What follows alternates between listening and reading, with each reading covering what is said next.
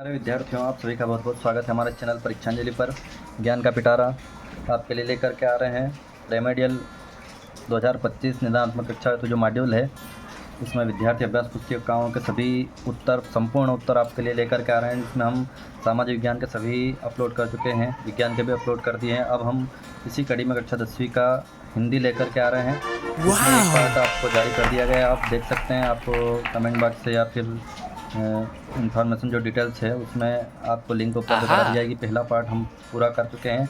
आज हम इस अगले पार्ट की ओर चलते हैं। दूसरे पार्ट में हम देखने वाले हैं, पहले पार्ट में हमने जो है वो काव्य खंड का देख लिया था हमने यहाँ रिक्त स्थान तक। आज हम सत्य असत्य से शुरू करने वाले हैं आगे। तो पहला पार्ट जो है पेज नंबर आपको 56 तक हमने पूर्ण करा दिया है। 1 से 56 तक जो है पार्ट नंबर 1 में हिंदी का हम अपलोड कर चुके हैं, आप उससे पहले देख लीजिए। और बाद में अगला पार्ट जो है ये सेकंड पार्ट आज हम लेकर के आ रहे हैं। आप सभी से निवेदन है, आप सभी चैनल को जरूर सब्सक्राइब करें, लाइक करें और शेयर करें अपने साथी दोस्तों को, ताकि सभी को जो है ज़्यादा से ज़्यादा फ़ायदा हो सके। तो चलिए सीधे बढ़ते हैं हम सत्य असत्य की ओर, जहाँ पे सूर्य के पद दे रखे पेज नंबर 57 पे आपके अभ्यास पुस्तिका, जिसमें सूर्य के पद से दे रखे सत्य असत्य। गोपियाँ कृष्ण द्वारा चराए गए अपने मन को वापस मांग रही है, तो बिल्कुल सत्य है। अच्छे लोग परिहित के लिए दौड़े चले आते हैं, ये भी सत्य है। उद्धव का संदेश गोपियों को गुड़ की तरह मीठा लगा, ये असत्य हो जाएगा। मूठा नहीं लगा, उनको ककड़ी की तरह कड़वा लगा। योग संदेश सुनकर गोपियों की विरह अग्नि बढ़ रही है, बिल्कुल सत्य है। सूरदास श्रीनाथ जी के मंदिर में भजन करते थे, ये भी सत्य है। वात्सल्य और श्रृंगार रस का श्रेष्ठ कवि सूरदास को माना गया, ये भी बिल्कुल सत्य है। तो एक ही असत्य विद्यार्थियों। अगला राम लक्ष्मण परशुराम संवाद वाला पाठ है। राजा का धर्म है कि प्रजा को न सताए, बिल्कुल सत्य है। शिव धनुष राम ने तोड़ा, बिल्कुल सत्य है। कुछ क्षत्रिय राजाओं को हराकर परशुराम राम लक्ष्मण को हराने के सपने देख रहे थे, ये भी बिल्कुल सत्य है। वीर व्यक्ति अपनी प्रशंसा स्वयं करते हैं, ये जो है असत्य है। शिव धनुष को खंडित देखकर परशुराम क्रोधित उठे, बिल्कुल सत्य है। और परशुराम के फरसे को देखकर लक्ष्मण भयभीत हो गए, बिल्कुल असत्य है। भयभीत नहीं हुए लक्ष्मण, सामना किया। आत्मकथ्य पाठ का देखते हैं। जयशंकर प्रसाद का जन्म वाराणसी में हुआ, बिल्कुल सत्य है। आत्मकथ्य पहली बार 1932 मानस पत्रिका के आत्मकथा विशेषांक में प्रकाशित हुई थी, ये भी सत्य है। जयशंकर प्रसाद मौन रखकर औरों की कथा सुनने के इच्छुक थे, ये भी बिल्कुल सत्य है। कवि जयशंकर प्रसाद अपने जीवन के निजी अनुभवों को सबसे बांटना चाहते थे, यह सत्य हो जाएगा। कवि प्रसाद ने अपने मन के को भंवरे का रूप दिया है, बिल्कुल सत्य है। इस प्रकार से आप कर लीजिए। आगे देखते हैं। उत्साह अट नहीं रही कविता फागुन की मादकता को प्रकट करती है, बिल्कुल सत्य हो जाएगा। छायावादी कवियों ने निराला ने सबसे पहले मुक्त छंद का प्रयोग किया, ये भी असत्य हो जाएगा। निराला पूंजीवाद के समर्थक तथा पोषक थे, ये असत्य हो जाएगा। फिर निराला को आधुनिक कबीर भी कहा जाता है, ये भी असत्य हो जाएगा। निराला प्रगतिवादी कवि है, तो ये सत्य है। और बच्चे की दंतुरित मुस्कान का कवि के मन पर कोई प्रभाव नहीं पड़ता है, ये असत्य हो जाएगा। फसल किसान के हाथों के स्पर्श की महिमा, बिल्कुल सत्य है। संगतकार मुख्य गायक का छोटा भाई है, एक तरीके से, बिल्कुल ये भी सत्य है पाठ के अनुसार। आगे देखते हैं। सही जोड़ी बना करके लिखिए, यहाँ देखिए। तो आपको सही जोड़ी दी हुई है यहाँ पर। पहले तरह का सूर्य के पद उत्साह, निराला, राम लक्ष्मण परशुराम संवाद आत्मकथ्य। तो सूर्य के पद जो है वो सूरदास के द्वारा रचित, उत्साह जो है वो निराला जी द्वारा। और निराला को मिलाएंगे अट नहीं रही है। और राम लक्ष्मण परशुराम संवाद तुलसीदास जी के बालकांड से प्रेरित है, रामचरितमानस के। आत्मकथ्य जो है वो जयशंकर प्रसाद। इस प्रकार से सही जोड़ी मिला लेना। अगली सही जोड़ी देखते हैं। तो विनय पत्रिका, कामायनी, साहित्य लहरी, युगधारा, पहाड़ पर लालटेन। विनय पत्रिका को जो है तुलसीदास जी की रचना है ये। कामायनी जयशंकर प्रसाद, साहित्य लहरी जो है वो सूरदास, और युगधारा जो है वो नागार्जुन, और पहाड़ पर लालटेन जो है वो मंगलेश डबराल जी। इस प्रकार से मिला लेना है। आगे बढ़ते हैं। तीसरी जोड़ी दे रखी है। तुम्हारी यह थके पथिक की, मुख्य गायक के मन की मन ही आभा फागुन की दंत। तो तुम्हारी यह दंतुरित मुस्कान, फिर थके पथिक की, पंथा की, मुख्य गायक की गरज में, और मन की मन ही मांझ रही, आभा फागुन की तन अट नहीं रही। इस प्रकार से आपको जोड़ी मिला लेना है। सूरदास का जन्म मृत्यु देखें तो सन 1478 और 1583 में मृत्यु हुई। तुलसीदास का जन्म मृत्यु देखें तो 1532 में और मृत्यु 1623 में। जयशंकर प्रसाद का जन्म 1889 और मृत्यु 1937 में। निराला जी का जन्म और मृत्यु देखें तो ये 1899 और सन 1961 में मृत्यु। नागार्जुन का देखें तो 1911 और सन 1998 मृत्यु। मंगलेश डबराल जी का जन्म देखा तो इनका 1948 में जन्म हुआ है। इस प्रकार से आपको सही जोड़ी मिलाना है। आगे देखते हैं, एक वाक्य में उत्तर दीजिए। सूरदास पाठ से दिया हुआ है। सूरदास भक्ति काल की किस शाखा के कवि है? तो ये कृष्ण भक्ति शाखा के कवि है। गोपियों के अनुसार राजा का धर्म क्या है? तो प्रजा का हित ही राजा का जो धर्म है। सुर सरावली के कवि का नाम जो है वो सूरदास जी है, महाकवि सूरदास। सुर सरावली, सुरसागर, साहित्य लेरी इनके रचनाकार है। क्षितिज भाग 2 में संग्रहित सुर के पद 4 पद कहाँ से लिए गए हैं? तो क्षितिज भाग 2 में संग्रहित सुर के 4 पद जो है सुर सागर के भ्रमर गीत से लिए गए हैं। याद रखना, आपको इंपॉर्टेंट प्रश्न आता है अधिकतर परीक्षा में, ये प्रश्न इंपॉर्टेंट। फिर गोपियों ने भ्रमर के बहाने किस पर व्यंग्य बाण छोड़े हैं? तो गोपियों ने भ्रमर के बहाने उद्धव पर व्यंग्य बाण छोड़े हैं। भ्रमर गीत में गोपियों ने किसके प्रति अपना प्रेम व्यक्त किया है? तो भ्रमर गीत में गोपियों ने श्री कृष्ण के प्रति अपना प्रेम प्रकट किया है। कृष्ण का योग संदेश गोपियों के लिए कौन लेकर आया था? तो श्री कृष्ण का योग संदेश गोपियों के लिए उद्धव लेकर के आए हैं। उद्धव गोपियों को कौन सा संदेश देते हैं? उद्धव गोपियों को योग साधना का संदेश देते हैं। सूरदास के पदों में कौन सा रस है? तो सूरदास के पदों में जो है वो वियोग श्रृंगार रस मिलता है, प्रधान है। सूरदास के साहित्य में किस गुण की प्रधानता है? तो सूरदास के साहित्य में माधुर्य गुण की प्रधानता है।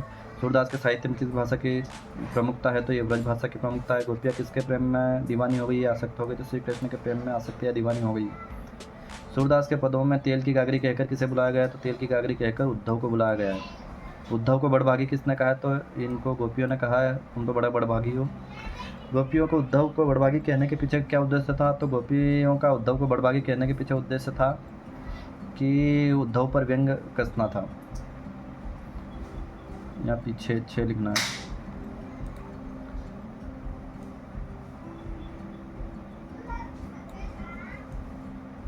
पीछे आगे, कृष्ण की संगति में रहकर कौन उनके प्रेम से अछूते रहे? तो कृष्ण की संगति में रहकर उद्धव उनके प्रेम से अछूते रहे। उद्धव के व्यवहार की तुलना किसके पत्ते से की गई? तो उद्धव के व्यवहार की तुलना जो है कमल के पत्ते से की गई है। तेल की मटकी की विशेषता क्या है? तेल की मटकी की विशेषता, उसमें पानी कभी नहीं ठहरता है। गोपियाँ कौन सी बात श्री कृष्ण को बताना चाहती थी? तो गोपियाँ अपने मन की बात जो है श्री कृष्ण को बताना चाहती थी। गोपियों के हृदय की इच्छा हृदय में ही क्यों रह गई? तो गोपियों के हृदय की इच्छा हृदय में इसलिए रह गई क्योंकि कृष्ण मथुरा से वापस नहीं लौटे। गोपियों ने उद्धव को योग संदेश किसे देने की बात करते? गोपियों ने उद्धव को योग संदेश चंचल मन वाले व्यक्तियों को देने की बात कही। चंचल मन वाले व्यक्तियों को दो योग संदेश।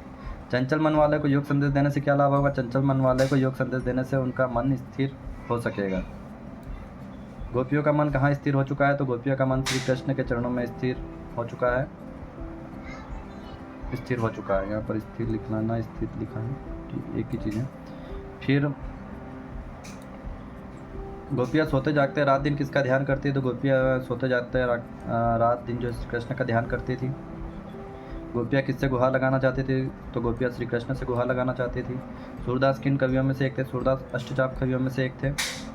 बहुत महत्वपूर्ण, सभी महत्वपूर्ण प्रश्न थे यहाँ पर। राम लक्ष्मण परशुराम संवाद का देखें तो राम लक्ष्मण परशुराम संवाद में किस छंद का प्रयोग हुआ है? तो राम लक्ष्मण परशुराम संवाद में जो है चौपाई और दोहा छंद का प्रयोग हुआ है। राम लक्ष्मण परशुराम संवाद में किस रस की प्रधानता है? तो राम लक्ष्मण परशुराम संवाद में जो है वीर रस की प्रधानता है।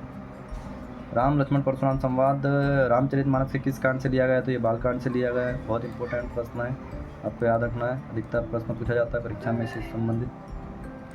गोस्वामी तुलसीदास की मृत्यु कहाँ हुई थी? गोस्वामी तुलसीदास की मृत्यु जो है वो काशी में हुई। सीता स्वयंवर में राम लक्ष्मण किसके साथ आए थे? तो सीता स्वयंवर में राम लक्ष्मण जो है अपने गुरु विश्वामित्र जी के साथ में आए थे। भगवान श्री राम ने किसके धनुष को तोड़ा था? तो ये शिव के धनुष को तोड़ा था। राम लक्ष्मण परशुराम संवाद किस घटना के कारण हुआ? तो ये शिव धनुष टूटने के कारण हुआ। राम लक्ष्मण परशुराम संवाद में कौन सा गुण है? तो राम लक्ष्मण परशुराम संवाद में जो है वो भोज गुण प्रधान है। राम लक्ष्मण परशुराम संवाद में किस शब्द शक्ति का प्रयोग है? तो ये व्यंजना शब्द शक्ति का प्रयोग किया गया। परशुराम ने सेवक किसे कहा? तो परशुराम ने सेवक उसे कहा जो सेवा करे। राम ने धनुष को किस धोखे से छू लिया था? तो राम ने धनुष को नया होने के धोखे से छू लिया था। लक्ष्मण को शांत रहने के लिए किसने कहा? तो लक्ष्मण को शांत रहने के लिए भगवान श्री राम ने कहा। सहस्त्रभाव कौन था? तो ये जो है वो एक राक्षस था। तुलसीदास ने भृगुकुल का ध्वज किसे कहा है? तो तुलसीदास ने भृगुकुल का ध्वज जो है भगवान परशुराम को कहा है। भृगुकुल केतु किसे कहा गया? तो भृगुकुल केतु परशुराम को कहा गया। भृगुकुल में पैदा होने के कारण कहा है, ये यहाँ रा लिखा है, कहा लिखना आपको, कहा है। फिर परशुराम के क्रोध को किसने शांत करने का प्रयास किया? तो परशुराम के क्रोध को भगवान श्री राम ने शांत करने का प्रयास किया। लक्ष्मण ने सभी दोनों को कैसा बताया? तो लक्ष्मण ने जो है सभी दोनों को एक समान बताया, सभी एक जैसे ही है। परशु का क्या अर्थ होता है? तो परशु का अर्थ जो है फरसा होता है, एक प्रकार का शस्त्र है, अस्त्र है। परशुराम के सिर पर किसका ऋण था? तो परशुराम के सिर पर गुरु का ऋण जो है वो शेष था। सूरवीर को अपनी शूरता कहाँ प्रदर्शित करनी चाहिए? तो सूरवीर को अपनी शूरता जो है युद्ध भूमि में प्रदर्शित करनी चाहिए। तुलसीदास जी किस काव्य धारा के कवि हैं? तो तुलसीदास जी राम भक्ति काव्य धारा के कवि हैं। तुलसीदास जी के गुरु कौन थे? तो ये जो है नरहरिदास थे। तुलसीदास जी किस मार्ग के कवि हैं? तो ये राम मार्गी कवि हैं। तुलसीदास जी को राम भक्ति का मार्ग कैसे मिला? तो राम भक्ति का मार्ग जो है वो गुरु कृपा से इनको मिला। तुलसीदास जी के काव्य में किन किन रसों की प्रधानता रही? तो इनमें शांत और करुण रस की प्रधानता है इनके काव्य में। बालको बोली बधो नहीं तो ही में कौन सा अलंकार है? तो बालको बोली बधो नहीं तो ही में अनुप्रास अलंकार है। वर्ण की आवृत्ति जो है बार बार हो रही है इसलिए। अंगुली दिखाने से कौन मुरझा जाता है? तो अंगुली दिखाने से कुम्भड़े का फूल मुरझा जाता है। जयशंकर प्रसाद जी की आत्मकथ्य कविता किस पत्रिका में प्रकाशित हुई? जयशंकर प्रसाद की आत्मकथ्य कविता जो है वो हंस पत्रिका के आत्मकथ्य विशेषांक का कॉलम में प्रकाशित हुई थी। हंस पत्रिका में आत्मकथ्य कविता कब प्रकाशित हुई? तो ये कविता जो है सन 1932 में प्रकाशित हुई थी। उस समय अर्थात सन 1932 में हंस पत्रिका के संपादक कौन थे? तो इसके संपादक जो है वो प्रेमचंद जी थे।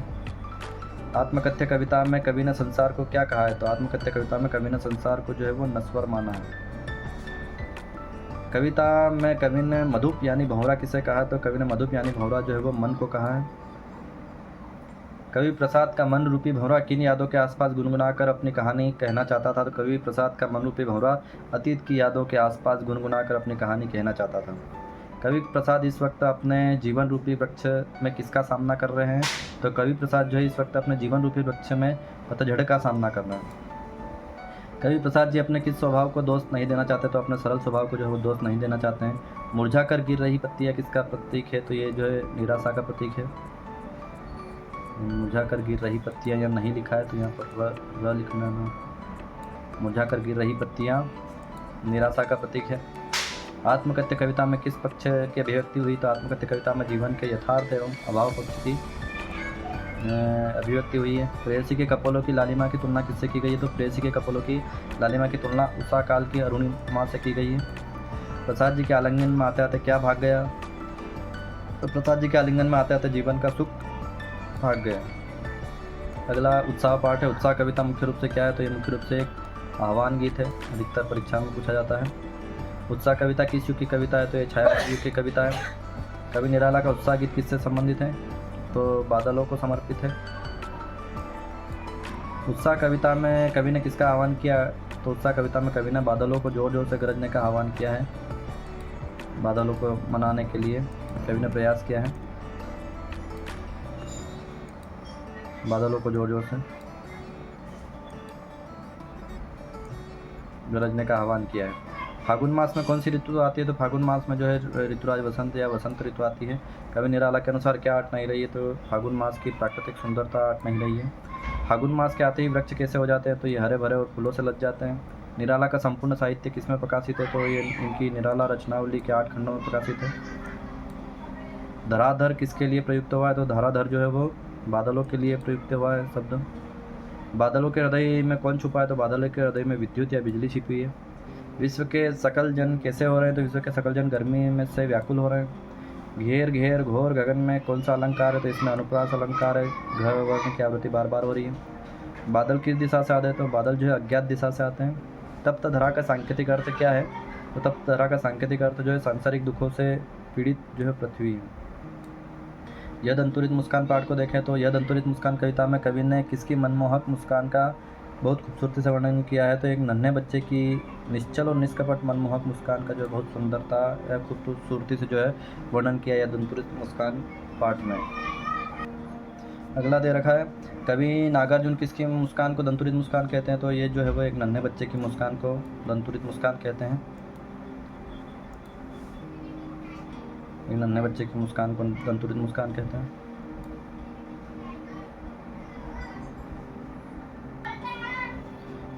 अगला दे रखा है बच्चा किसको बिना पल के झपकाए लगातार देखे जा रहा था, तो बच्चा कवि को बिना पल के झपकाए लगातार देखे जा रहा था। अनिमेष देखने का क्या अर्थ है, तो अनिमेष का अर्थ मतलब लगातार देखना।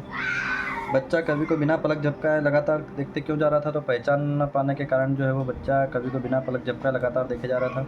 कवि नागार्जुन ने अपने आप को चिर प्रवासी क्यों कहा था, कवि नागार्जुन ने अपने आप को चिर प्रवासी इसलिए किया क्योंकि वो अक्सर घर से बाहर रहते हैं। किसकी उंगलियां बच्चों को मधुर पक करवाती है, तो माँ की उंगलियां बच्चों को मधुर पक करवाती है। बच्चा माँ की गोद में बैठकर कवि को कैसे देख रहा है, तो बच्चा माँ की गोद में बैठकर कवि को तिरछी नज़रों से देख रहा है। नन्हा शिशु कवि को तिरछी नज़रों से क्यों देख रहा है, तो नन्हा शिशु जो है कवि को तिरछी नज़रों से उनसे अपरिचित होने के कारण जो है वो देख रहा है। नागार्जुन का मूल नाम क्या है, तो नागार्जुन का मूल नाम जो है वो वेदनाथ मिश्र है। नागार्जुन को क्या माना जाता है, तो नागार्जुन को जो है वो आधुनिक कबीर माना जाता है। नागार्जुन की संपूर्ण काव्य रचना किस नाम से प्रकाशित है, तो नागार्जुन की संपूर्ण काव्य रचना जो है वो नागार्जुन रचनावली 7 खंडों में प्रकाशित है। फसल कविता हमें किसके करीब ले जाती है, तो फसल कविता हमें जो है वो किसान और कृषि संस्कृति के करीब ले जाती है। कवि नागार्जुन ने फसल को किसकी महिमा बताया है, तो कवि नागार्जुन ने फसल को हाथों के स्पर्श की महिमा बताया है। अगला, फसल किसका जादू है, तो फसल जो है वो नदियों का जादू है। अगला, संगीतकार मुख्य गायक का साथ क्यों देता है, संगीतकार मुख्य गायक का साथ उसकी गायकी को प्रभावशाली बनाने के लिए देता है। ध्वनि मध्य सप्तक से ऊपर है तो उसे क्या कहते हैं, ध्वनि मध्य सप्तक से ऊपर है तो उसको तार सप्तक कहते हैं। ध्वनि मध्य सप्तक से नीचे है तो उसे क्या कहते हैं, ध्वनि मध्य सप्तक से नीचे है तो उसे मंद्र सप्तक कहते हैं। मुख्य गायक को ढांढस बधाने का काम कौन करता है, तो मुख्य गायक को ढांढस बधाने का काम जो है वो संगीतकार करता है। अगला लघुत्तरीय प्रश्न देखते हैं, हिंदी पद्य साहित्य के इतिहास से संबंधित। तो हिंदी पद्य साहित्य से आपके समझते लिखिए, तो पद्य साहित्य यहाँ पर लिखा हुआ है, आपको पूरा अच्छे से समझ करके लिख लेना है रोक करके। अगला दे रखा है, हिंदी पद्य साहित्य को कितने कालों में बांटा गया है, नाम लिखिए और समय अवधि लिखिए। पूरा लिखा गया अच्छे से, आपके लिए सरल तरीके से लिखा गया है, आप अच्छे से लिख लीजिए और आपको याद भी करना है। आगे देखते हैं, रीतिकाल को संगाल काल क्यों कहा गया है, महत्वपूर्ण प्रश्न है, आपको याद भी करना है। फिर रीतिकाल की विशेषताएं लिखी हुई है, यहाँ पर आपको याद कर लेना है। रीतिकाल कवियों के नाम और प्रत्येक की रचना है, यहाँ पर लिखा गया है केशवदास, रामचंद्र का रसिक प्रिया, रतत बानी और बिहारी लाल की बिहारी सत्सई। प्रयोगवादी काव्यों की विशेषताएं या प्रवृत्तियाँ लिखी है, तो यहाँ प्रयोगवादी काव्यों की विशेषताएं लिखी गई हैं, 2 विशेषताएं दी हुई है, लिख लीजिए आप। अगला, प्रयोगवाद के कवियों के नाम और उनके एक रचना लिखी हुई है, अज्ञे और गिरिजा कुमार माथुर की रचना है।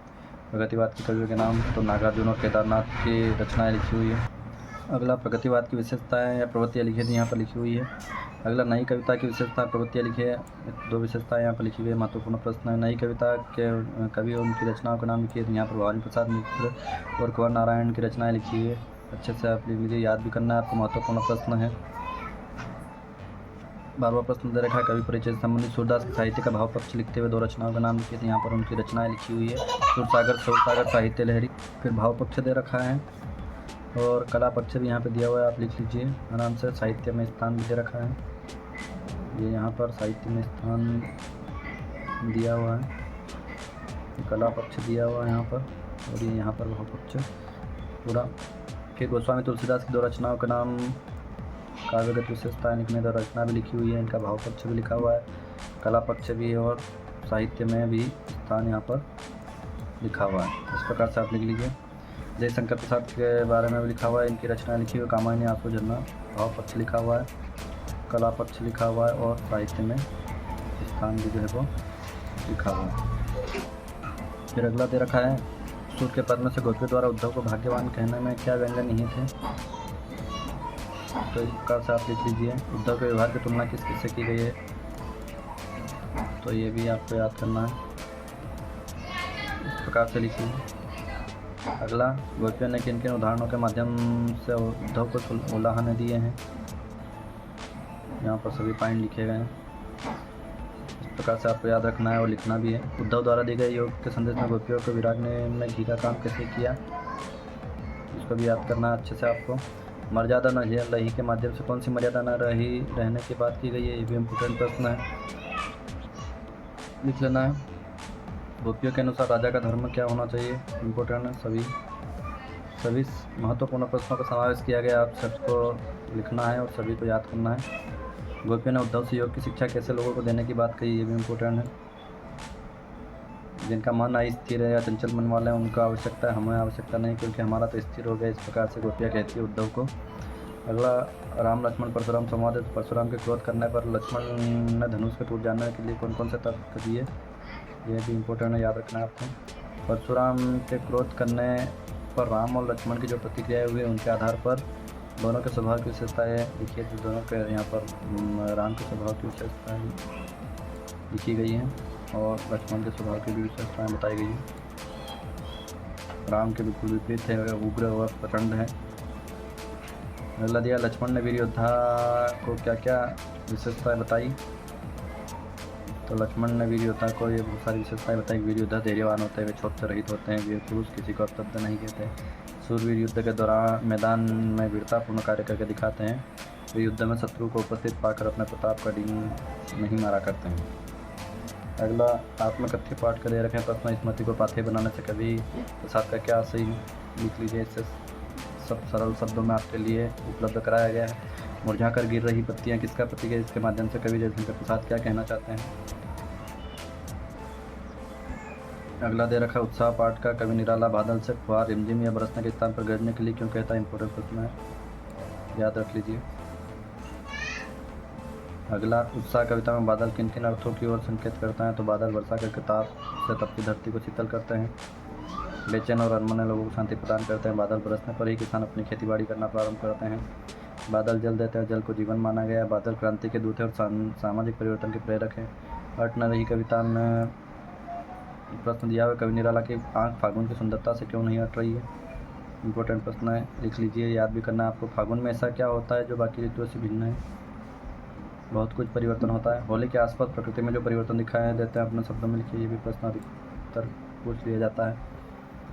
अगला दे रखा है दंतुरित मुस्कान से। बच्चे की दंतुरित मुस्कान का कवि नागार्जुन के मन पर क्या प्रभाव पड़ा, इंपॉर्टेंट प्रश्न है, लिख लीजिए, अच्छे से आपको याद करना है।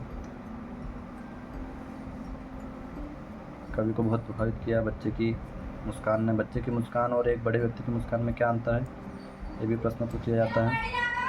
आगे देखते हैं। कवि नागार्जुन के अनुसार फसल क्या है।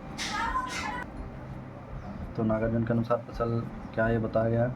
कविता में फसल उपजाने के लिए आवश्यक तत्वों की बात की। कौन सा आवश्यक तत्व है, तो ये पानी, उपजाऊ मिट्टी, सूरज की धूप, हवा, मनुष्य द्वारा किया गया परिश्रम, ये सब आवश्यक है। फसल को हाथों के स्पर्श की गरिमा और महिमा कहकर कवि क्या व्यक्त करना चाहता है, ये भी इम्पोर्टेंट प्रश्न है, याद करना आपको। लिखा गया सरल तरीके से आपको लिख लेना है और याद भी करना है। रोक करके आप लिख सकते हैं आराम से। अच्छे शब्द नहीं दिखते हो तो आप वीडियो की क्वालिटी को बढ़ा सकते हैं। कवि नागार्जुन ने फसल को 1000 खेतों की मिट्टी का गुणधर्म क्यों कहा, ये भी इम्पोर्टेंट है, सभी याद करना आपको। महत्वपूर्ण प्रश्नों की श्रृंखला है।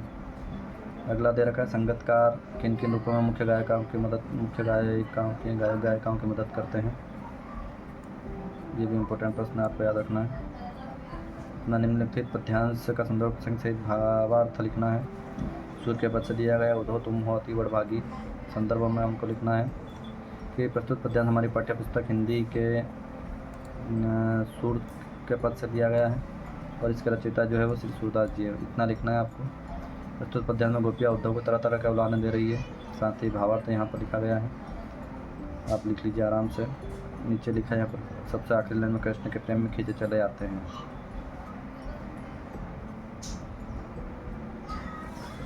अगला हमारे हारिल की लकड़ी, यहाँ ये भी उसी का है, पितृ के पाठ सूत्र से लिया गया है। इसके रचयिता जो है वो सूरदास जी हैं, वही ऊपर वाला लिखना है, सूर के पद से लिया गया है। यहाँ पर सूर लिखना भूल गए।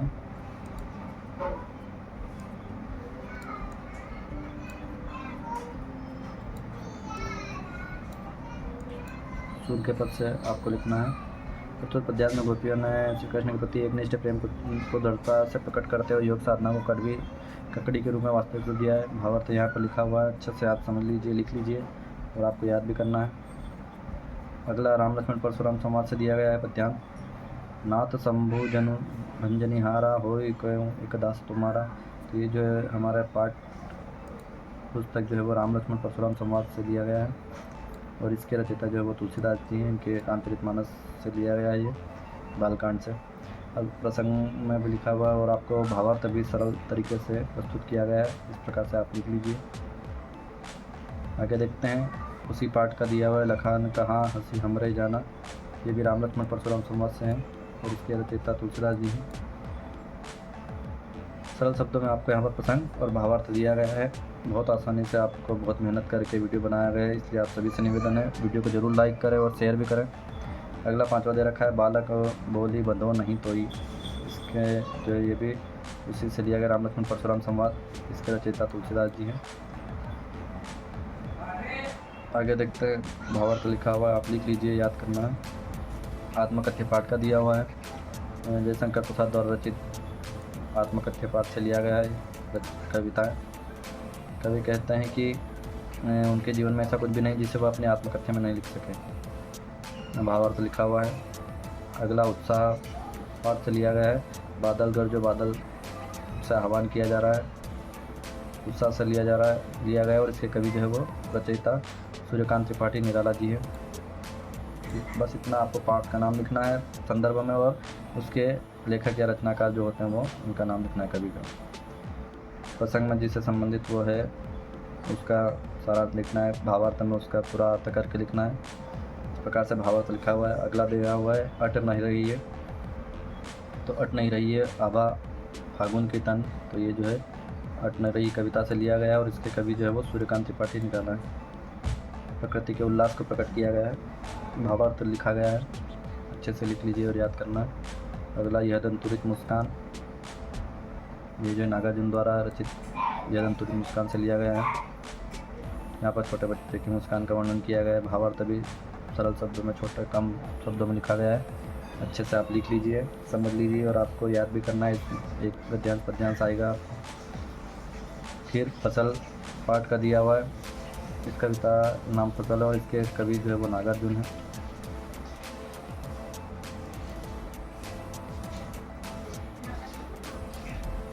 प्रसंग दिया हुआ है और भावार्थ भी दिया हुआ है। अगला दे रखा है संगतकार, तो मुख्य गायक के चट्टान जैसी भारी स्वर का शांत देती है। यह संगतकार से लिया गया और इसके कवि जो है वो मंगलेश डबराल जी हैं। प्रसंग लिखा हुआ है और भावार्थ सरल शब्दों में लिखा हुआ है। अच्छे से आप लिख लीजिए आराम से रोक करके और इन सभी को याद भी करना। इस प्रकार से यहाँ पर ये पद्यांश संदर्भ प्रसंग भावार्थ भी लिखने को आता है वो यहाँ पर पूरे होते हैं। अगला देखते हैं हम काव्य बोध की ओर चलते हैं। यहाँ पर रस के बारे में दिया हुआ है, इनसे संबंधित प्रश्न आएंगे। स्थायी भाव आपको सभी रसों को याद कर लेना है। एक उदाहरण, अलंकार का सामान्य अर्थ याद करना है आपको। आभूषण या गहना कहा जाता है। काव्य की शोभा बढ़ाने वाले अलंकार कहते हैं। अलंकार के भेद पता होना चाहिए। शब्द अलंकार, अर्थ अलंकार, उभय अलंकार। शब्द गुण क्या है ये भी पता होना चाहिए। शब्द गुण के प्रभाव 3 प्रकार होते हैं, माधुर्य गुण, प्रसाद गुण और ओज गुण। फिर इनके उदाहरण दिए हुए हैं, ओज गुण, प्रसाद गुण। अब सीधे चलते हैं हम वस्तुनिष्ठ प्रश्नों की ओर, जिसमें वस्तुनिष्ठ प्रश्नों में पहला दे रखा है, सही विकल्प के सामने चिन्ह लगाइए। रसात्मक वाक्यम काव्यम परिभाषा किस आचार्य की है, तो सवाल ऑप्शन आपको लगाना आचार्य विश्वनाथ की। काव्य के भेद होते हैं, तो बवाल ऑप्शन लगाना आपको। काव्य के 2 भेद होते हैं। किस काव्य के छंद एक कथा के आगे धागे में माला की तरफ उठे होते थे, प्रबंध काव्य में होते हैं। आलंबर और उद्दीपन का संबंध है, तो सवाल ऑप्शन हो जाएगा विभाव से। संचारी भाव की संख्या है, तो ये 32 है, इंपॉर्टेंट आपको याद रखना है। जुगुप्सा किस रस का स्थायी भाव है, तो जुगुप्सा जो है विभत्स रस का स्थायी भाव है। लय तो गति यति मात्रा एवं चरण से युक्त रचना को कहते हैं, तो छंद कहते हैं, बवाल ऑप्शन से हो जाएगा। काव्य की शोभा बढ़ाने वाले कारक कहलाते हैं, तो अलंकार कहलाते हैं। दोहा छंद के द्वितीय और चतुर्थ चरण में कितनी मात्राएं होती है, तो 11 मात्राएं होती है। पहले और तीसरे में 13। रमणीय अर्थ प्रतिपादक शब्द काव्य परिभाषा किसकी है, तो ये पंडित जगन्नाथ की। बवाल ऑप्शन से हो जाएगा। आगे देखते रिक्त स्थान, तो नायक के जीवन की किसी एक घटना अथवा हृदयस्पर्शी अंश का पूर्णता के साथ अंकन जो है खंडकाव्य में किया जाता है। अभिनय तत्व की प्रधानता दृश्य काव्य में होती है। काव्य में रस का अर्थ जो है आनंद स्वीकार किया गया है। नायक नायिका के संयोग का वियोग का वर्णन श्रृंगार रस में होता है। कविता के रचना विधान को जो है छंद कहते हैं। चौपाई के प्रत्येक चरण में 16 मात्राएं होती है। छंद जो है 2 प्रकार के होते हैं, मात्रिक छंद और वर्णिक छंद। जहाँ लोक की मर्यादा को पार करके किसी वस्तु का अत्यंत बड़ा चढ़ा कर वर्णन किया जाता है, वहाँ अतिशयोक्ति अलंकार होता है। वीर रस का स्थायी भाव जो है उत्साह है। भाव प्रधान साहित्य को पद्य काव्य कहते हैं। जहाँ एक शब्द का समान अर्थ में एक से अधिक बार प्रयोग होता है, क्रमशः प्रयोग होता है, वहाँ पर पुनरुक्ति प्रकाश अलंकार होता है। अगला देखते हैं सत्य। सत्य तो रामचरितमानस एक महाकाव्य है, बिल्कुल सत्य है। दृश्य काव्य में अभिनय तत्व प्रदान होता है, ये भी सत्य है। मात्रिक छंद में मात्राओं की गणना निश्चित रहती है, गिनती निश्चित रहती है, ये भी सत्य है। वर्णिक छंद में गण का बहुत महत्व है, ये भी जो है सत्य हो जाएगा। रस के सप्तांग है, ये जो है सत्य हो जाएगा। जहाँ अलौकिक आश्चर्य का भाव उत्पन्न हो वहाँ बत्सरस होता है, तो यहाँ पर भी असत्य हो जाएगा। अन्योक्ति अलंकार में लोक सीमा को पार करके बड़ा चढ़ाकर वर्णन किया जाता है, ये भी असत्य है। बंठन क्या है? काले काले मेघ में पुनरुक्ति प्रकाश अलंकार, ये भी जो है वो सत्य हो जाएगा।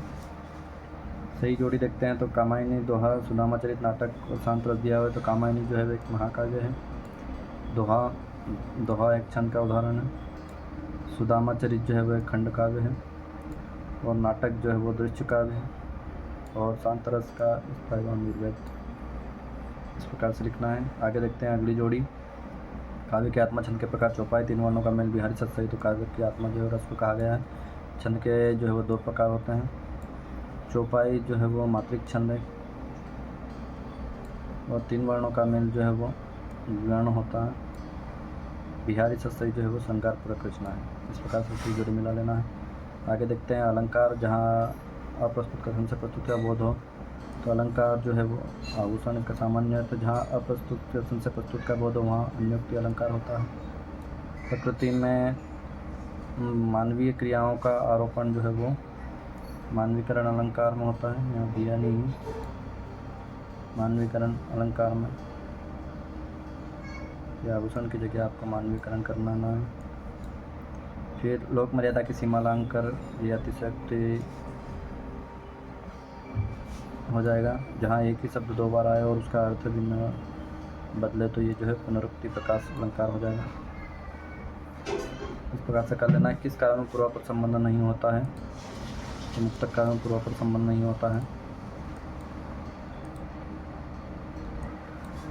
रामचरितमानस का प्रमुख छंद कौन सा है? तो प्रमुख छंद जो है वो चौपाई है रामचरितमानस में। मुख्य रूप से स्थायी भाव की संख्या जो है वो 10 स्थायी भाव, 10 रस। बतरस लालच लाल की पंक्ति में कौन सा अलंकार है? तो इसमें श्रृंगार रस है, अलंकार नहीं रस पूछा है, इसलिए श्रृंगार रस है। अर्धसम मात्रिक छंद क्या है? तो अर्धसम मात्रिक छंद जो है वो दोहा है। पड़ी अचानक नदी अपार, घोड़ा कैसे उतरे पार, राणा ने सोचा इस पार, तब तक चेतक था उस पार, पंक्तियों में कौन सा अलंकार है? तो इसमें जो है वो अतिशयोक्ति अलंकार हो जाएगा विद्यार्थियों।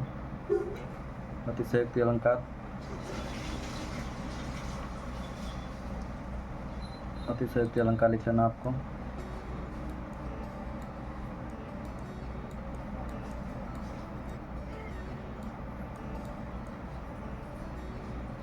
अतिशयोक्ति अलंकार। पड़ी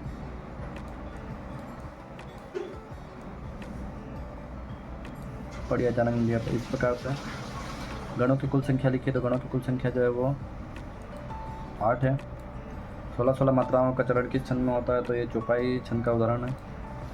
साकेत और पंचवटी रचनाओं के रचनाकार लिखिए, तो इनके रचनाकार जो मैथिली शरण गुप्त हैं। रस किसे कहते हैं? यहाँ दिया हुआ है। कविता, कहानी और नाटक आदि को पढ़ने, सुनने या देखने से पाठक या श्रोता को जिस आनंद की अनुभूति होती है उसे रस कहते हैं। मात्राओं को संख्या पर आधारित छंद क्या कहलाते हैं? तो मात्रिक छंद कहलाते हैं। जिन कारणों से स्थायी भाव तीव्र होते हैं उन्हें क्या कहते हैं? उन्हें विभाव कहते हैं। काव्य की परिभाषा लिखिए, काव्य के भेद लिखिए, यहाँ पर लिखा हुआ है, आराम से आप लिख लीजिए और इन सभी को याद करना है आपको। अगला दे रखा है महाकाव्य किसे कहते हैं? किन्हीं 2 प्रसिद्ध महाकाव्य के नाम लिखिए, उनके रचनाकार भी लिखिए। तो रामचरितमानस इसके रचनाकार गोस्वामी तुलसीदास, और कामायनी इसके रचनाकार जो है जयशंकर प्रसाद है।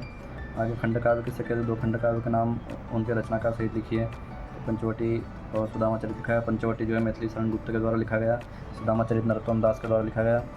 प्रबंध काव्य किसे कहते हैं? उसके भेदों के नाम, तो यहाँ पर प्रबंध काव्य की परिभाषा लिखिए। प्रबंध काव्य के 3 प्रकार, महाकाव्य, खंड काव्य और जो है वो आख्यानक गीतिका। तो महाकाव्य का उदाहरण अगर देखें तो ये रामचरितमानस है, खंड काव्य पंचवटी और आख्यानक गीतिका जो है झांसी की रानी। महाकाव्य और खंड काव्य में अंतर बताइए, बहुत इंपॉर्टेंट प्रश्न है। महाकाव्य और खंड काव्य में, तो महाकाव्य में मानव जीवन का संपूर्ण वर्णन होता है और अनेक छंदों का प्रयोग होता है। खंड काव्य में जीवन के किसी एक अंश या एक घटना का वर्णन होता है। खंड काव्य में एक ही छंद का प्रयोग होता है। प्रबंध काव्य, मुक्तक काव्य, मंत्र लिखिए, ये भी इंपॉर्टेंट है, आपको याद रखना है। सभी महत्वपूर्ण प्रश्नों की श्रृंखला है, आप सभी अपने साथी दोस्तों जरूर शेयर करें, आप सभी से निवेदन है। अगला है आख्यानक गीति, या किसे कहते हैं, उदाहरण सहित लिखिए। यहाँ पर पूरा लिखा गया है। रंग में भंग और झांसी की रानी, ये आख्यानक गीति का उदाहरण है। आख्यानक गीति का खंड काव्य और महाकाव्य से बहुत ही अलग कविता युक्त कहानी की आख्यानक गीति कहते हैं, जिसमें पराक्रम, वीरता, बलिदान, साहस, श्रृंगार और करुणा आदि को कविता के द्वारा समाहित कर कथा बनाई जाती है। इसको आख्यानक गीति कहते हैं। झांसी की रानी जो पूरी कहानी बनाई गई है। रस किसे कहते हैं, रस के अंगों के नाम लिखिए, महत्वपूर्ण है, आपको याद रखना है। 4 अंग होते हैं, विभाव, अनुभाव, संचारी भाव, स्थायी भाव। करुण रस की परिभाषा उदाहरण से लिखिए, दी हुई अच्छे से, आपको उदाहरण भी याद रखना है। अभी तो मुकुट बंधा था मात, हुए कल ही हल्दी के हाथ, हाय रुक गए यही संसार बना सिंदूर। फिर भी रस की परिभाषा उदाहरण सहित लिखिए, याद करना और लिखना भी है उदाहरण भी। रौद्र रस की परिभाषा उदाहरण सहित लिखिए, अच्छे से आपको सरल प्रकार से लिख लेना है। केवल आप स्थायी भाव याद कर लेंगे तो आप परिभाषा भी आसानी से लिख सकते हैं। उदाहरण आपको सोच लेना है। अद्भुत रस की परिभाषा। फिर विभाव किसे कहते हैं, कितने प्रकार का होता है। 10वां रस किसे कहा गया है, तो 10वां रस जो है वात्सल्य रस को माना गया है। वात्सल्य रस का उदाहरण जो है, जसोदा हरि पालना जुलावे, हलवावे, दुर्गावे, मनावे, जोई सोई कछु गावे। फिर विभाव और अनुभाव में अंतर आपको लिख लेना और याद भी करना है। स्थायी भाव, संचारी भाव में भी अंतर आपको याद करना है। वो दो अंतर यहाँ पर दिए हुए हैं। स्थायी भाव किसे कहते हैं और ये कहाँ विद्यमान रहते हैं, आप वीडियो को रोक करके अच्छे से आप लिख सकते हैं। छंद किसे कहते हैं, छंद के प्रकार लिखिए। जिस मात्रा में जिस छंद, जिस रचना में मात्रा, ये यहाँ पर आपको अंडरलाइन करके लिखना है। छंद, जिस रचना में मात्रा, वर्ण, गण, यति, लय आदि को ध्यान में रखकर शब्द योजना की जाती है उसे छंद कहते हैं। छंद जो 2 प्रकार के होते हैं, एक वर्णिक छंद और मात्रिक छंद। दोहा छंद की परिभाषा उदाहरण सहित लिखना, यहाँ लिखा हुआ है। दोहा की परिभाषा, इसके पहले और तीसरे चरण में 13-13 और दूसरे चौथे में 11-11 मात्रा होती है। चौपाई छंद के उदाहरण लिखिए, इस प्रकार से आपको अच्छे से लिख लेना है। अलंकार किसे कहते हैं, अलंकार के भेद, काव्य की शोभा बढ़ाने वाले कारक अलंकार कहलाते हैं। शब्द अलंकार, अर्थ अलंकार, उभय अलंकार, 3 भेद हैं। उसके बाद अन्योक्ति अलंकार की परिभाषा लिखी हुई है, यहाँ पर उदाहरण भी लिखा हुआ है, अच्छे से आप लिखना है और याद करना है। अतिशयोक्ति अलंकार की परिभाषा भी उदाहरण से लिखना है, जहाँ लोक सीमा का अतिक्रमण करके किसी वस्तु या विषय का वर्णन जो है बढ़ा चढ़ा कर किया जाए, वहाँ पर अतिशयोक्ति अलंकार होता है। मानवीकरण अलंकार की परिभाषा उदाहरण से लिखिए, ये भी आपको याद करना है, इम्पोर्टेंट है। हर्षाया ताल लाया पानी बरात भर के। पुनरुक्ति प्रकाश अलंकार की परिभाषा उदाहरण सहित। शब्द गुण किसे कहते हैं, इसके भेदों का नाम लिखना है। 3 भेद होते हैं इसके, माधुर्य गुण, ओज गुण और प्रसाद गुण। माधुर्य गुण की परिभाषा उदाहरण सहित लिखिए, लिखी हुई है यहाँ पर। माधुर्य गुण काव्य के जिस गुण विशेष के कारण हृदय का चित्त केंद्रित हो जाता है उसे माधुर्य गुण कहते हैं। यह गुण श्रृंगार, करुणा और शांत रसों में पाया जाता है। श्रृंगार, करुणा और शांत रसों में पाया जाता है। इस गुण में कोमल वर्णों का प्रयोग होता है। बतरस लालच, लाल की मुरली धरी लुकाए। फिर प्रसाद गुण की परिभाषा, तो प्रसाद गुण काव्य में जिस गुण विशेष के कारण पाठक का चित्त व्याप्त हो जाता है उसे प्रसाद गुण कहते हैं। प्रभु जी तुम चंदन हम पानी, जाकी अंग अंग बात समानी। इस प्रकार से आगे चलते हैं भाषा बोध की ओर, जिसमें संधि के बारे में दिया हुआ। आपको संधि पूरी याद कर लेना, समझ लेना है। स्वर संधि, व्यंजन संधि, उपसर्ग संधि। स्वर संधि के भी 5 भेद होते हैं, दीर्घ स्वर संधि, गुण स्वर संधि, अयादि स्वर संधि और वृद्धि स्वर संधि और यण स्वर संधि। उसके बाद में समास किसे कहते हैं, ये भी पता होना चाहिए। समास और समास विग्रह, समास के भेद यहाँ पर 6 प्रकार के भेद। अव्ययभाव समास, तत्पुरुष समास, कर्मधारय समास, द्विगु समास, द्वंद्व समास, बहुब्रीहि समास। इस प्रकार से सभी के बारे में परिभाषा दी हुई है और उनके उदाहरण दिए हुए हैं। आपको अच्छे से पढ़ना है, समझना है और याद भी करना है। उदाहरण आपको अच्छे से देख लेना। परीक्षा में उदाहरण पूछ लेते हैं कि कौन से समास का उदाहरण है ये। वाच्य के प्रकार, तो कर्तृवाच्य होता है। जिस वाक्य में वाच्य बिंदु जो करता है उसे कर्तवाच्य कहते हैं। जैसे राम रोटी खाता है, राम कर्तवाच्य है। मीरा गाना गाएगी, वह व्यायाम कर रहा है, तो करता है, मुख्य बिंदु करता है, इसलिए वह कर्तृवाच्य हो गया। उसके बाद कर्मवाच्य, दूसरा वाला, जहाँ वाच्य बिंदु करता ना होकर ये कर्म हुआ, कर्मवाच्य। मोहन से रोटी खाई जाती है, कर्म और खाए जाने का काम होगा महत्वपूर्ण। कविता से गाना गाया जाएगा, उससे व्यायाम किया जा रहा है। ये यहाँ पर ये हो गया कर्मवाच्य।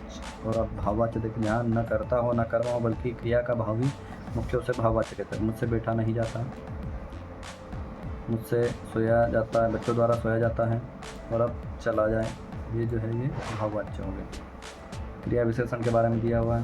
क्रिया विशेषण के भेद: कालवाचक क्रिया विशेषण, रीतिवाचक क्रिया विशेषण, स्थानवाचक क्रिया विशेषण, परिमाणवाचक क्रिया विशेषण, इस प्रकार से। फिर मुहावरे दिए हुए हैं यहाँ पर, आपको याद करना है। लोहा लेना बहुत महत्वपूर्ण है। अंधे की लाठी, ये भी मुहावरा आता है। अंगूठा दिखाना, ये भी इम्पोर्टेंट है। आंखों का तारा, सब इम्पोर्टेंट मुहावरे, इनके अर्थ भी याद करना है आपको, और वाक्यों प्रयोग भी आपको याद करना है। काम तमाम होना, बातें बनाना, आँख में आँख की तरह खटकना, नींद टूटना, घी के दिए जलाना, आँखें खुलना मुहावरे का अर्थ भी दिया जाएगा। बहुत सभी महत्वपूर्ण है यहाँ पर, सबको पढ़ करके आपको याद करना है। आँखों का काटा होना, ईद का चांद होना, फिर आँखें दिखाना, गड़े मुर्दे उखाड़ना, ये भी। ईंट का जवाब पसंद से देना, ईंट से ईंट बजा देना, उल्टी गंगा बहाना, नाक में दम करना, सब इम्पोर्टेंट है। खुले ना समाना, होम करते हाथ जलना, ये भी याद करना आपको। श्री गणेश करना भी याद करना। आग बबूला होना, अलग खुलना, आँख लगना, आ बेल मुझे मार, सब महत्वपूर्ण मुहावरे हैं। इन सभी को आपको याद करके परीक्षा में कोई भी आ सकता है, आपको लिखना है। किराने के शब्द के लिए एक शब्द, वह पुरुष जिसकी पत्नी मर गई हो विधुर कहते हैं। वह व्यक्ति जो बिना पढ़ा लिखा अनपढ़ कहते हैं। जो ईश्वर को नहीं मानता वो नास्तिक होता है। जो ईश्वर पर विश्वास करने वाला आस्तिक होता है। वह वस्तु जिसके आर पार देखा जा सके उसको अपारदर्शी कहते हैं। वह स्त्री जिसके पति की मृत्यु हो गई हो वह विधवा कहते हैं। वह व्यक्ति जिसका कोई शत्रु न हो अजात शत्रु। रास्ता दिखाने वाला मार्गदर्शक, जो कभी नहीं मरता हो अमर। जो उच्च कुल में पैदा हो कुलीन कहते हैं। जो उपकार को नहीं मानता है कृतज्ञ कहते हैं, और उपकार को मानने वाले को कृतज्ञ कहते हैं। दोनों में अंतर है। जिसके समान कोई दूसरा नहीं अद्वितीय होता है। तपस्या करने वाला तपस्वी, जो सब कुछ जानता हो सर्वज्ञ। जो दूर की बात सोचता हो दूरदर्शी कहते हैं। जो स्मरण करने योग्य हो स्मरणीय होता है। जो मीठा बोलता हो मधुरभाषी। जो सबसे श्रेष्ठ है वो सर्वश्रेष्ठ। जो अधिक बोलता है उसको वाचाल कहते हैं। जिसके आने की तिथि ज्ञात न हो उसको अतिथि कहते हैं। जिसने इंद्रियों को जीत लिया उसको जितेंद्रिय कहते हैं। जिसकी उपमा न हो उसको अनुपम कहते हैं। जानने की इच्छा को जिज्ञासा कहा जाता है। दोपहर पूर्व का समय जो पूर्वान होता है। उपासना करने वाला उपासक होता है। वाक्य की परिभाषा: सार्थक समूह के व्यवस्थित समूह को वाक्य कहते हैं। वाक्य के भेद जो है वो अर्थ के आधार पर 8 भेद हैं और रचना के आधार पर 3 भेद हैं। रचना के आधार पर 3 भेद है, अर्थ के आधार पर 8 भेद याद रखना आपको। तो अर्थ के आधार पर भेद होते हैं ये: विधानवाचक वाक्य, निषेधवाचक वाक्य, प्रश्नवाचक वाक्य, जिसमें आदि वाचक वाक्य, आज्ञावाचक वाक्य, इच्छावाचक वाक्य, संदेहवाचक वाक्य और संकेतवाचक वाक्य। शब्द शक्ति की बात करें तो ये भी इम्पोर्टेंट है। शब्द शक्ति, शब्द और अर्थ के संबंध को शब्द शक्ति कहते हैं। शब्दार्थ संबंध और शक्ति, शब्द के अर्थ का बोध कराने वाली शक्ति ही शब्द शक्ति कहलाती है। इसके 3 प्रकार: एक अभिधा, लक्षणा और व्यंजना। आपको याद रखना है तीनों। अभिधा शब्द शक्ति, अभिधा का अर्थ है किसी शब्द का साधारण अर्थ। सर्वविदित है कि एक शब्द के कई अर्थ होते हैं किंतु उन सभी में एक अर्थ ही सर्वाधिक प्रचलित होता है, जिसे तत्काल समझ लिया जाता है। अर्थात अभिधा वह शब्द शक्ति जिससे सामान्य अर्थ की जानकारी होती है। यह मेरा विद्यालय, ये मेरा मकान, यह मकान मेरा है, मैं प्रतिदिन विद्यालय जाता हूँ, राम पानी पीता है। उदाहरण में विद्यालय, मकान, फुटबॉल, पानी, ये सब जो है वो अभिधा शब्द शक्ति है। लक्षणा की बात करें तो आचार्य मोहम्मद कहते हैं मुख्य अर्थ के बाधित होने पर रूढ़ि अथवा प्रयोजन के कारण जिस शब्द शक्ति से मुख्य अर्थ संबंध रखने वाला अन्य अर्थ लक्षित हो वहाँ पर लक्षणा शब्द शक्ति होती है। लक्षणा का अर्थ होता है साधारण अर्थ का संबंध रखने वाला एक दूसरा अर्थ। तो लक्षणा शब्द शक्ति किसी शब्द के मुहावरेदार या अलंकृत अर्थ का ज्ञान होता है। जैसे सारा घर सर्कल देखने गया, राजस्थान बहादुर, शिवाजी शेर थे, फुलड़ी मर्दानी वह तो झांसी वाली रानी थी। यहाँ पर सारा घर से आशय घर के सभी सदस्यों से, राजस्थान के सभी निवासी बहादुर है, शिवाजी वीर पुरुष थे, वीरता से आशय शेर का आशय है, खूंखार जानवर से नहीं है। मर्दाना का अर्थ पुरुषों की भांति शक्ति रखने वाली है। व्यंजना शब्द शक्ति जिस शब्द व्यापार से मुख्य तथा लक्ष्य से अलग अर्थ का बोध होता है वह व्यंजना शब्द शक्ति कहलाती है। सामान्य तौर पर समझने के लिए जिस वाक्य से एक से अधिक अर्थ निकलते हैं वह व्यंजना शक्ति है। तुम लोग वो हो, लो सूरज डूब गया, ईमान पानी राखी, बिन पानी सब सुन, पानी गए न उभरे, मोती माना चुन। तो वो के कई अर्थ निकलते हैं जैसे चालाक, ईमानदार, धूर्त, कमजोर आदि। जिस भाव से वाक्य बोला गया है सामने वाला व्यक्ति अपने हिसाब से सही अर्थ ग्रहण कर लेगा। सूरज डूब गया, दिन अस्त हो गया, रात हो गई, अंत हो गया आदि। पानी शब्द के 3 अर्थ: मोती की चमक, मनुष्य का सम्मान और चुनने के लिए पानी। आगे देखते हैं इसके वस्तुनिष्ठ प्रश्न। तो यहाँ पर 2 वर्णों के मेल को जो है वो संधि कहते हैं, अवल ऑप्शन से हो जाएगा। फिर संधि के भेद होते हैं तो 3 भेद होते हैं: स्वर संधि, व्यंजन संधि, विसर्ग संधि। 2 शब्दों का अपने विभक्ति चिन्हों को छोड़कर आपस में मिलना कहलाता है तो ये समास कहलाता है, बवल ऑप्शन से हो जाएगा। अगला, जिन शब्दों को मिलकर समास बना है उसमें पहले पद को कहते हैं पूर्व पद कहते हैं। वाच्य के भेद जो है वो 4 होते हैं। जो शब्द क्रिया की विशेषता प्रकट करते हैं उन्हें कहते हैं क्रिया विशेषण कहते हैं। सुनार गहने बनाता है, इसमें वाक्य जो वो कर्मवाच्य है, गहने बनाने का काम जो कर्म महत्वपूर्ण है। किसी कार्य का करने या होने का बोध कराने वाले शब्द क्या कहलाते हैं? तो क्रिया कहलाते हैं। आग बबूला होने का अर्थ है क्रोध करना। अर्थ के आधार पर वाक्य के जो है 8 भेद होते हैं, याद रखना है आपको। अर्थ के आधार पर वाक्य के 8 भेद होते हैं और रचना के आधार पर 3 भेद होते हैं।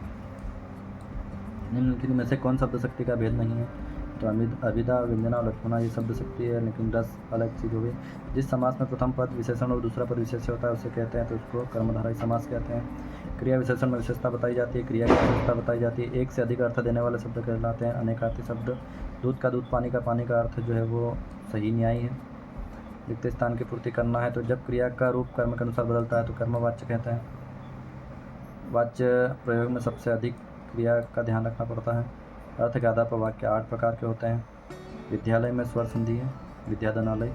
विलक्षण का अर्थ का बोध कराने वाले वाक्य जो है मुहावरा कहलाते हैं। उड़ती चिड़िया पहचानना मुहावरा है। जिस क्रिया का प्रभाव कर्म पर पड़ता है वह क्रिया जो है सकर्मक कहलाती है, सकर्मक क्रिया। समास के 6 भेद होते हैं। चौराहा में द्विगु समास है, 4 प्रास्तों का समूह। शब्द शक्ति के 3 प्रकार हैं: अभिधा, लक्षणा, व्यंजना। नीचे दिए गए कथन जो है वो सत्य सत्य लिखने हैं। क्रिया के वर्तमान काल में काम होने का पता चलता है, बिल्कुल सत्य है। कर्तवाच्य भाव प्रदान होता है, यह सत्य है, कर्ता प्रदान होता है। कर्मवाच्य में क्रिया हमेशा अकर्मक रहती है, ये भी जो है वो सत्य हो जाएगा। अगला, लोक धनोक्ति से मिलकर लोकोक्ति शब्द बना है, बिल्कुल सत्य है। उससे खाना नहीं खाया जाता में भाववाच्य, बिल्कुल सत्य है। अग्नि परीक्षा देने का अर्थ कठिन परिस्थितियों में पड़ना, ये भी सत्य है। मुहावरों और लोकोक्तियों का अर्थ लक्षण शब्द शक्ति के द्वारा ग्रहण किया जाता है, ये भी सत्य है। वर्षा न होती तो फसल सूख जाती, विधानवाचक वाक्य है तो ये असत्य हो गया। मुहावरे और लोकोक्ति एक ही हैं तो ये दोनों अलग अलग चीज़ें, ये भी सत्य हो गया। उपकार मानने वाला कृतज्ञ कहलाता है, बिल्कुल सत्य है। उपकार को न मानने वाला कृतज्ञ होता है, मानने वाला कृतज्ञ कहलाता है। सही जोड़ी देखते हैं तो जिस समास में दोनों पद प्रधान हो वो द्वंद्व समास होता है। रसोई घर में जो समास है वो तत्पुरुष समास है, रसोई का घर। त्रिभुवन में समास वो द्विगु समास है, 3 दोनों का समूह। एकमात्र सहारा के लिए मुहावरा है अंधे की लाठी। और दांत खट्टे करना मतलब परास्त करना। इस प्रकार से कर लेना। आगे देखते हैं अगली जोड़ी। तो शब्दों का सार्थक समूह जो है वो वाक्य कहलाता है। 2 या 2 से अधिक शब्दों का समूह जो है वो समास होता है। लोकोक्ति किसे कहते हैं? लोगों के द्वारा कहा गया कथन। और क्या राम चला गया, ये प्रश्नवाचक वाक्य है। फिर जंगल में लगने वाली आग को जो है दावा न लगनी कहा जाता है, याद रखना है आपको। वाक्य क्या है? तो शब्दों का सार्थक समूह है। ऐसी बात जो लोगों द्वारा बोली जाती है और जुबान पर चढ़ जाती है क्या कहलाती है? लोकोक्ति कहलाती है। बिजली गुल हो गई, यह वाच्य का कौन सा प्रकार है? तो ये कर्मवाच्य है। समुद्र मंथन करना का अर्थ है कठोर परिश्रम करना। वीर रस की कविता में कौन सा शब्द गुण होता है? ध्वज गुण होता है। विरोध करना के लिए सही मुहावरा जो है सिर उठाना है। शब्द की प्रथम शक्ति को क्या कहा जाता है? तो अभिधा कहा जाता है। जिसका कोई शत्रु न हो, मुहावरे का अर्थ है अजात शत्रु। आंखों का तारा होने का अर्थ है बहुत प्यारा। मीठी वाणी बोलने वाले को कहते हैं मृदुभाषी। टेढ़ी खीर मुहावरे का अर्थ है कठिन कार्य। इतिश्री होना मुहावरे का अर्थ है समाप्त होना। प्रतिदिन में कौन सा समास है? तो अव्ययभाव समास है। 2 स्वरों के आपस में मिलने पर कौन सी संधि होगी? तो स्वर संधि होगी। जिसके आने की तिथि न हो, वाक्यांश के लिए एक शब्द होगा अतिथि। किए गए उपकार को मानने वाले के लिए एक शब्द होगा कृतज्ञ। 5 उंगलियां घी में होना मुहावरे का अर्थ है हर तरफ से लाभ होना। घाट घाट का पानी पीना का अर्थ है अनुभवी होना। 1 और 1 11 होना मुहावरे का अर्थ है एकता में शक्ति होना। और 9 2 11 होने का अर्थ है भाग जाना। संधि किसे कहते हैं? यहाँ पर 2 वर्णों के मेल से जो परिवर्तन उत्पन्न होता है तो संधि कहते हैं। इसके 3 भेद होते हैं: स्वर संधि, व्यंजन संधि और विसर्ग संधि। समास को परिभाषित करते हैं। समास के भेद लिखिए। समास 2 या 2 से अधिक पदों के योग को समास कहते हैं। जैसे प्रतिदिन यथाशक्ति। समास के 6 भेद होते हैं। उसके बाद वाच्य की परिभाषा उदाहरण से लिखी हुई है, आपको अच्छे से लिख लेना और याद कर लेना। क्रिया किसे कहते हैं, क्रिया के भेद आपको लिखना है। सकर्मक अकर्मक क्रिया। शब्द शक्ति किसे कहते हैं, इसके भेद लिखना है। अभिधा, लक्षणा और व्यंजना 3 प्रकार के भेद हैं इसके। लक्षणा शब्द शक्ति किसे कहते हैं। महाराणा प्रताप मेवाड़ के सिंह थे, ये अभिधा। फिर अभिधा शब्द शक्ति उदाहरण से लिखिए। गाय एक उपयोगी पशु है। व्यंजना शब्द शक्ति जिस शब्द व्यापार से मुख्य तथा लक्ष्य से अलग अर्थ का बोध होता है वह व्यंजना शब्द शक्ति कहलाती है। अनेकार्थी शब्द क्या होते हैं लिखिए। अर्थ के आधार पर वाक्य के भेद लिखिए, तो ये आपको पता होना चाहिए। 8 होते हैं। विधानवाचक, निषेधवाचक, आज्ञावाचक, विस्मयवाचक, संकेतवाचक, संदेहवाचक, प्रश्नवाचक, इच्छावाचक। संधि और समास में अंतर लिखिए। अधिकतर प्रश्न आता ही है ये। मुहावरा किसे कहते हैं, ये मुहावरा जब कोई वाक्यांश अपने साधारण अर्थ को छोड़कर विशेष अर्थ को प्रकट करे उसे मुहावरा कहते हैं। अगला लोकोक्ति किसे कहते हैं, ये भी। लोकोक्ति का अर्थ है लोक में प्रचलित उक्ति। इसमें एक स्वतंत्र वाक्य होता है जिसमें सभी आवश्यक तत्व एवं अर्थ विद्यमान होते हैं। मुहावरा और लोकोक्ति में अंतर भी अधिकतर पूछा जाता है। फिर क्रिया विशेषण किसे कहते हैं, क्रिया विशेषण के प्रमुख भेद लिखिए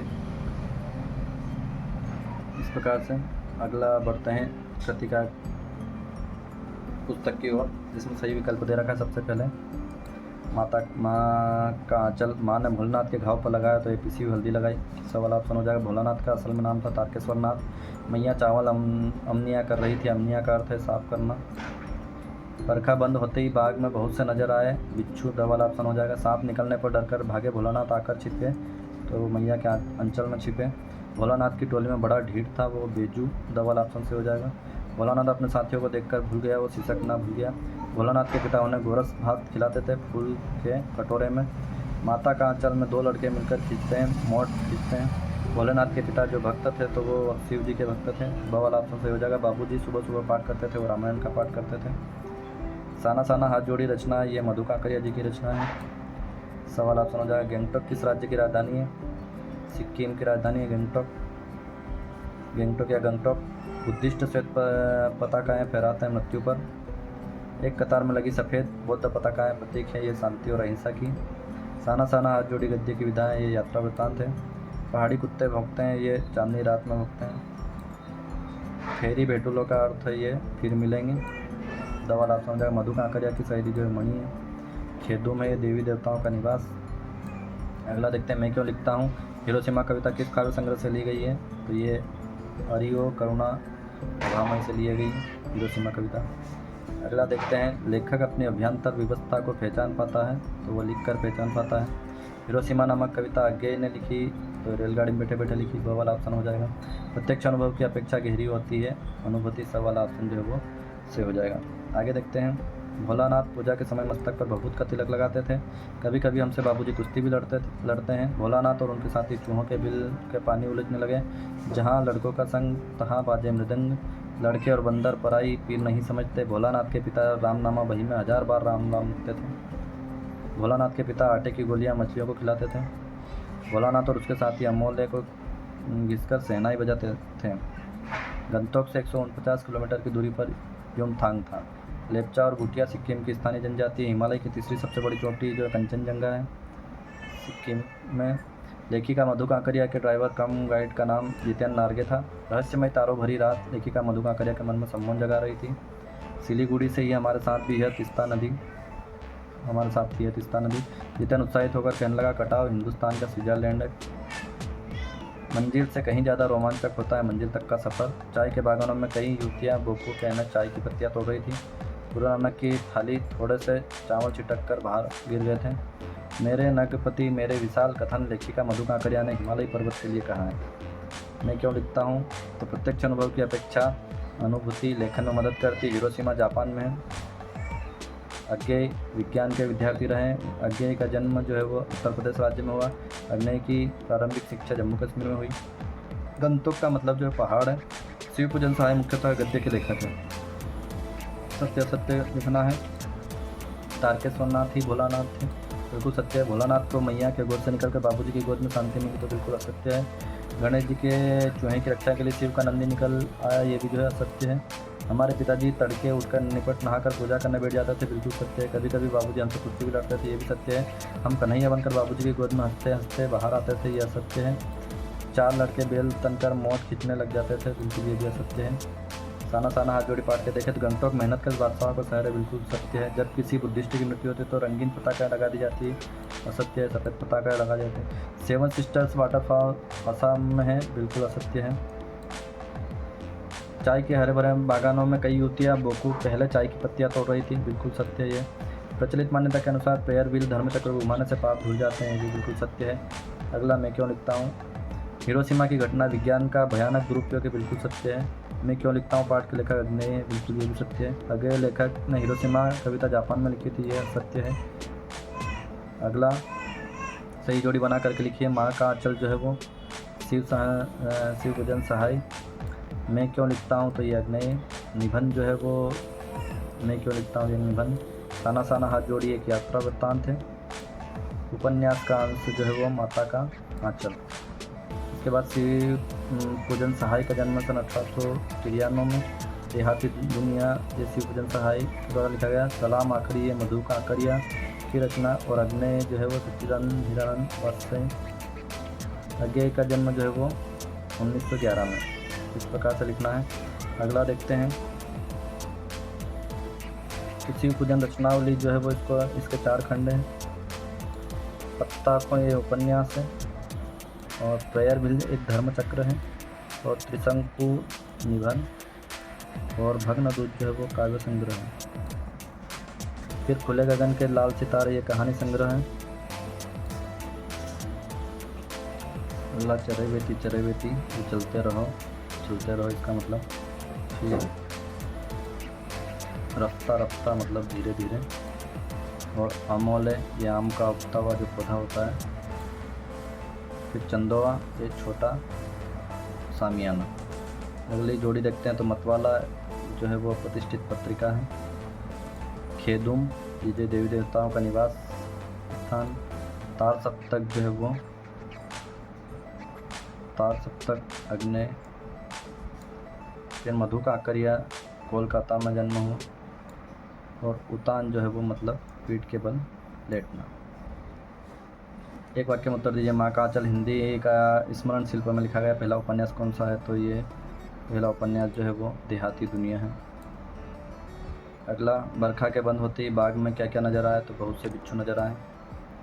विपदा के समय भोलेनाथ किसकी शरण में आता है तो ये मैया के आंचल में जाता है। भोलानाथ का असल नाम जो तारकेश्वर नाथ था। भोलानाथ अपने पिताजी को क्या कहकर बुलाते थे बाबूजी कहकर बुलाते थे। लेखक अर्थात भोलानाथ अपनी माता को क्या कहकर बुलाते तो ये मैया कहकर पुकारते थे। बचपन में भोलानाथ का अधिकतर समय किसके सानिध्य में गुजरता था तो अपने पिता के सानिध्य में गुजरता था। लेखक के पिता किसके भक्त थे तो भगवान शिव के भक्त थे। भोलानाथ और उनके हम उम्र चबूतरे के एक कोने को क्या बना देते थे तो नाटक का घर बना देते थे। भोलानाथ के बाबूजी की नहाने वाली चौकी किस काम आती थी तो ये रंगमंच बनाने के काम आती थी। भोलानाथ और उनके साथी अपने घरों दे के किवाड़ किस चीज़ से बनाते थे तो ये दिया सलाई की डिबिया से बनाते थे। भोलानाथ और उनके साथी टूटी चूहेदानी से क्या बनाते थे तो ये पालकी बनाते थे। अमोला किससे कहते तो आम के उगते हुए पौधे अधिकतर प्रश्न पूछा जाता है। छोटे छोटे आम के जो गुठले। गुरु जी ने क्या आदेश दिया तो गुरु जी ने सभी बच्चों को स्कूल में पकड़ कर लाने का आदेश दिया। मकई के खेत में किनका झुंड चल रहा था तो चिड़ियों का झुंड चल रहा था। भोलानाथ की मित्र मंडली ने क्या करने की कोशिश की तो चिड़ियों को पकड़ने की कोशिश की। माता का आंचल कहानी के अनुसार बच्चों ने चूहे के बिल में क्या डाला तो चूहे के बिल में जो है उन्होंने पानी डाला। भोलानाथ डर के मारे भागकर किसी गोद में जाकर छुप गए तो ये अपनी माँ की गोद में माँ के अंचल में या माँ की गोद में जाकर छुप गए। आबरवा और अमनिया का अर्थ है तो आबरवा का अर्थ है बहुत बारीक मलमल और अमनिया का अर्थ है साफ या शुद्ध। साना साना हाथ जोड़ी की लेखिका कौन है तो ये मधु काकरिया जी। साना साना हाथ जोड़ी क्या है तो एक यात्रा वृत्तांत है, महत्वपूर्ण प्रश्न है। लेखिका ने कहाँ की यात्रा का वर्णन किया तो सिक्किम गंगटोक शहर की यात्रा का वर्णन किया। साना साना हाथ जोड़ी लेखिका कहाँ पहुँचने के बाद शुरू होती है तो ये गंगटोक शहर में पहुँचने के बाद शुरू होती है यात्रा की शुरुआत। लेखिका ने गंगटोक शहर को क्या क्या कहकर सम्मानित किया तो मेहनत का बादशाहों का शहर कहकर सम्मानित किया। साना साना हाथ जोड़ी है प्रार्थना लेखिका को किसने सिखाई थी तो एक नेपाली युवती ने सिखाई थी। गाइड फिल्म की शूटिंग कहाँ हुई थी तो वो विलोंग स्टॉक में हुई थी। लेखिका ने युमथांग जाते वक्त रास्ते में कौन सी नदी देखी तो तिस्ता नदी देखी। मजदूर महिलाओं की पीठ में बंधी बड़ी सी टोकरियों में क्या रखा था, तो उनके अपने बच्चे रखे थे। कटाव किस नाम से प्रसिद्ध है, तो कटाव भारत के स्विट्जरलैंड के नाम से प्रसिद्ध है। कटाव में बर्फ़ के ढके पहाड़ कैसे चमक रहे थे, तो चांदी की तरह चमक रहे थे। कटाव किस लिए प्रसिद्ध है, तो अपने प्राकृतिक सौंदर्य के लिए। कुटिया में घूमता चक्र क्या है, तो धर्म चक्र अर्थात प्रेयर व्हील।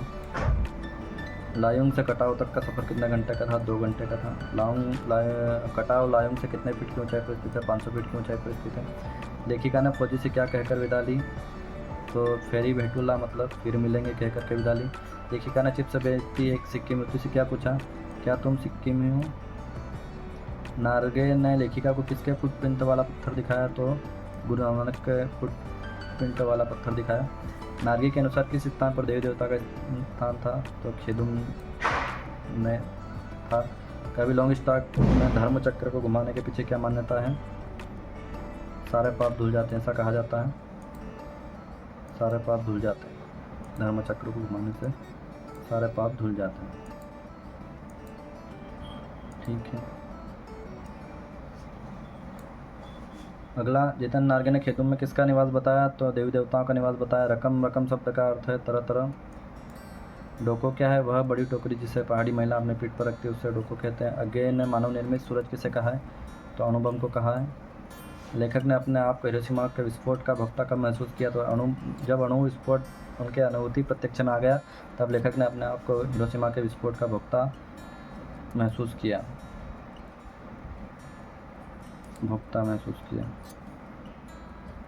ये कब हटा देना आपको यहाँ पर, भोक्ता महसूस किया। ठीक है, भोक्ता महसूस किया।